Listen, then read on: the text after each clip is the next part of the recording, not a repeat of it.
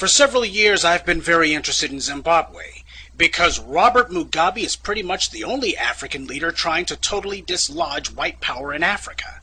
A little history lesson on Zimbabwe. White supremacy came to Zimbabwe starting with the genocidal lunatic Cecil Rhodes.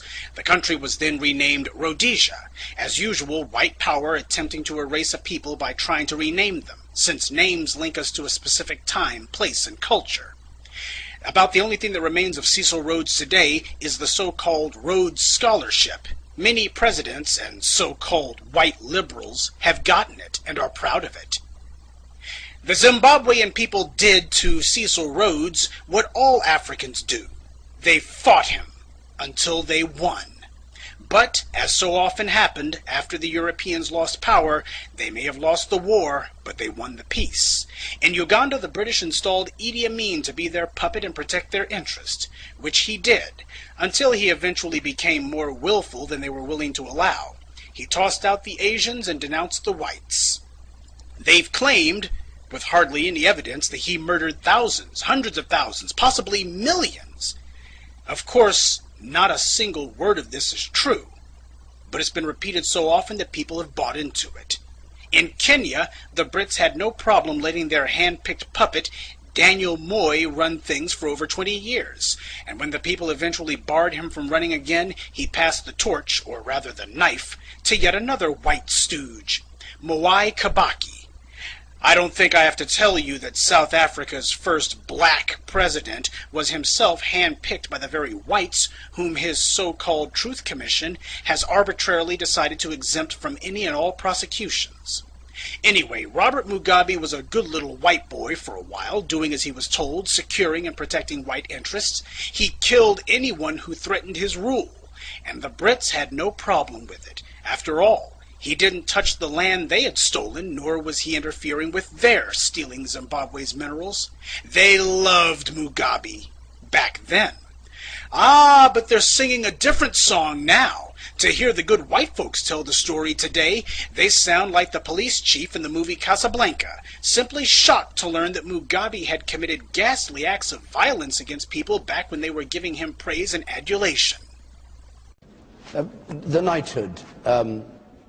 Foreign Secretary, do you believe he should be stripped of his knighthood? Well, I was horrified to find out that Robert Mugabe had a knighthood. You didn't know? No, I didn't know that he was Sir Robert Mugabe. You became Foreign Secretary without knowing that? The important... Just on the knighthood, Douglas heard you were Foreign Secretary when he was given the knighthood, I think. I think not. You were in the government when he was given the knighthood. 94? What were you in 94? I was Foreign Secretary. That was when he was given his knighthood. But not by the.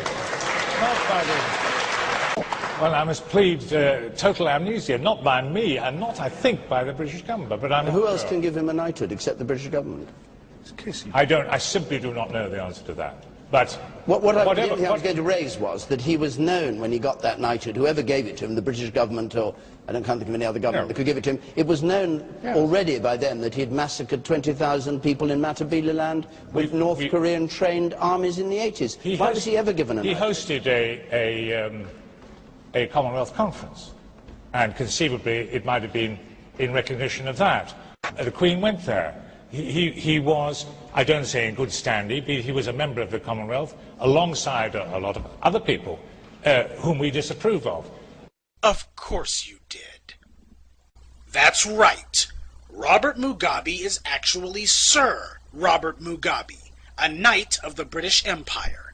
So, if Mugabe was a loyal wannabe white boy, what changed? Under immense pressure from the African people, he eventually became dissatisfied with being the whites' lackey and decided to start taking back his people's land. This is where the British and the Americans declared war on him. The main cheerleaders against Mugabe has been the BBC, the British news outlet through whom the world has gotten its news about Zimbabwe for the last 30 years. They've accused him of everything but the Jewish Holocaust. Until Mugabe started reclaiming the land, that same BBC wrote nothing but glowing reports about him for over 25 years.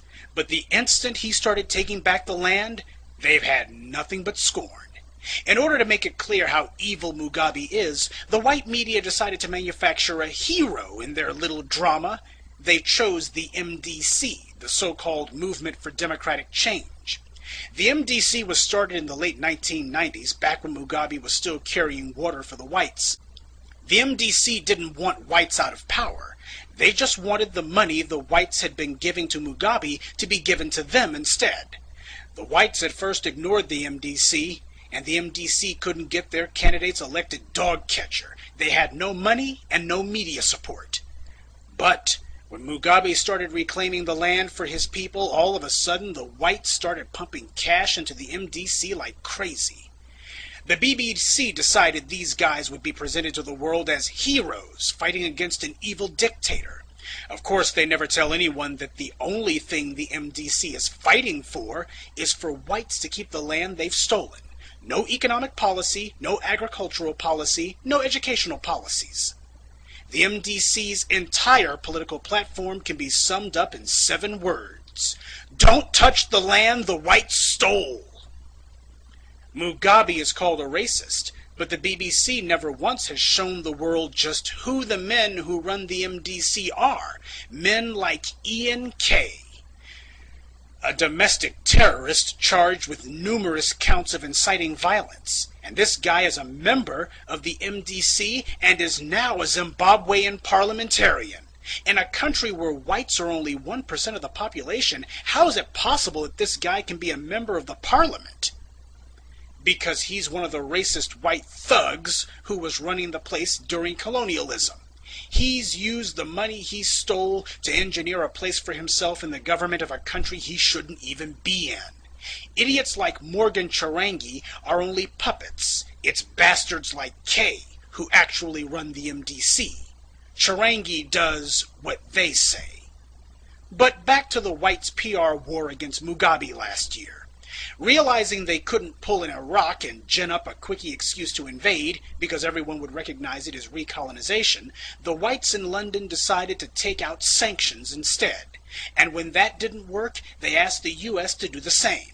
The president at that time, W, gladly obliged. Pay attention, because what comes next is crucially important.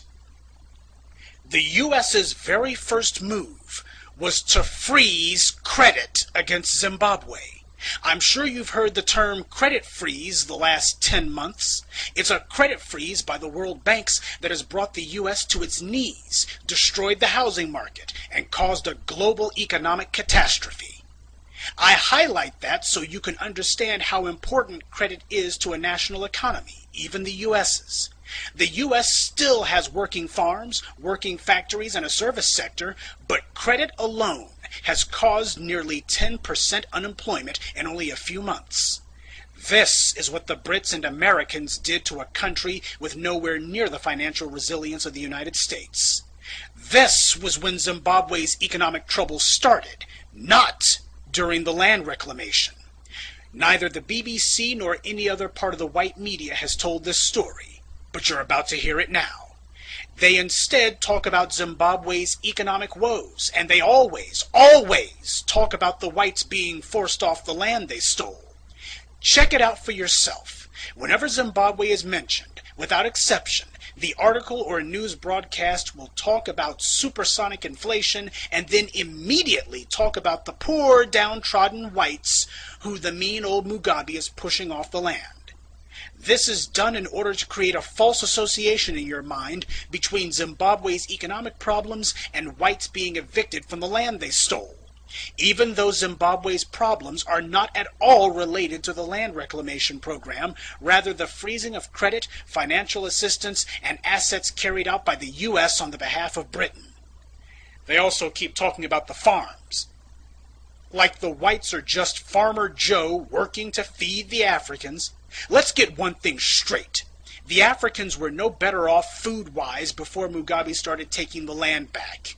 The main people who benefited from the white so-called farmers in Zimbabwe were the whites in South Africa. The Africans have never had full bellies off of whites owning the farmland.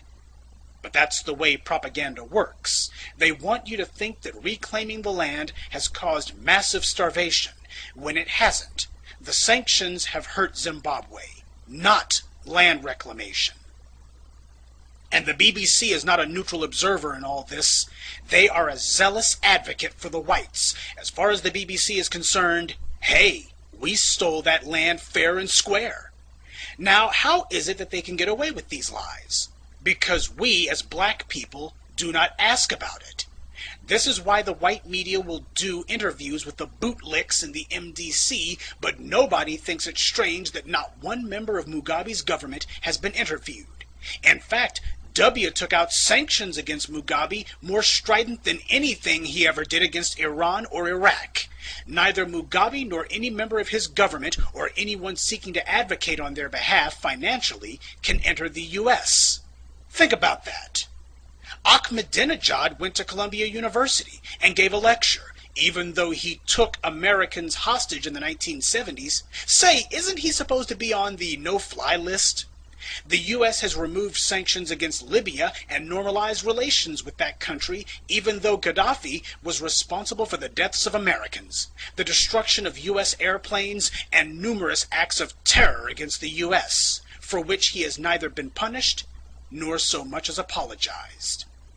But Robert Mugabe, who has not committed an act of terror against the U.S., not supported anyone who has not even spoken in defense of anyone who has committed terror against the U.S., has sanctions put on him. So why is he on a terror watch list? Why can't he enter the United States? When Mugabe won the last election, the whites realized he was going to finally go ahead and toss them all out. That's why we saw the fake outrage from them last year. They tried to go to the African Union, figuring that because they had created the African Union and had most of its members on strings, that it would be a simple matter to get the poor Africans to denounce Mugabe. And after that, they would get the Africans to authorize the Brits to send in the Marines. Of course, it didn't happen that way. The AU rejected what was an obvious attempt at recolonization. So, the whites went running to the UN instead, figuring they would get their way there. But Mugabe had already shored up his political support on the UN through the alliances he built with China, who, as a permanent member of the UN Security Council, has veto power. And Russia also joined China in vetoing the Brits' plan to move forward with military action against Mugabe. The whites howled and screamed about it. How corrupt the UN is, because one vote is all it takes to derail the whites' well-laid plans. But those same whites have no problem when the US is the only Security Council member to vote against condemning Israel for its violence against the Palestinians, or when the US votes against a resolution condemning racism. Zimbabwe is a small, poor, weak country.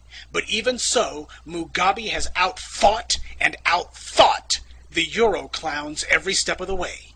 It just goes to show, anyone who says you can't beat the whites at their own game never tried. This is why the white media can't get enough of hating the man. To them, he's like O.J. Simpson times 1,000,000. Every day they see him, they have to look at a black man who has shown the world that whites can be kicked around, punched around, beat around, thrown off the land they stole, forced to give back the money they robbed the world of, and that if the non-white world bands together, even the U.S. can't do a damn thing about it. It is the single most dangerous example of defiance toward white power that the modern world has ever seen. But most blacks don't even know that it happened. What happened to Africa under white rule was the same thing you see today, a relentless PR war to convince the world the Africans were primitive savages and they'd be better off with whites in charge. They can't force the issue, so they need to use the last bastion of white power, the media, to fool people into coming to that conclusion on their own. This is why they cannot allow Mugabe's people into the country, why no reporters will talk to him, and why they must demonize him day and night. Mugabe represents the greatest threat to white power the world has ever seen in the modern age. He's no Nelson Mandela, no stooge. He's a man, a black man, standing on his own 2 feet. No, I don't forgive the thousands of lives Mugabe took, But as it stands, he is fighting for the right thing now. I wouldn't build him any monuments, nor would I praise him. But it's not Mugabe I care about. It's Africa. So I support what he's doing. Because it's way past time somebody had the guts to. This is why President Obama extended, yes, you heard me right, extended the sanctions W took out against Zimbabwe. That's right. Obama is carrying out the whites' orders. And he has no problem letting Zimbabwe's government leaders into the country just so long as they're leaders that the whites approve of. If the whites were really so concerned about electoral fraud and election-related violence in Africa, why haven't they said a word about Kenya? Because at the same time we saw whites working themselves into a lather because some white troublemakers said their votes didn't get counted, in Nairobi, the British-backed dictator was busy killing over 1,000 of his fellow Kenyans and displacing tens of thousands more. Just so you know, even the most outrageous death tolls Mugabe has been accused of in 2008 only came to 130 at most. And that's from the opposition party, who I'm sure had no incentive to lie. All the world press talked about the real massacre going on in Kenya, the real barbarity taking place by the British hand-picked stooge in Nairobi. But for some reason the BBC didn't hear a word about it. The British government didn't go to the African Union and demand that their hand-picked puppet Kibaki be denounced, and they sure as hell didn't go to the UN either.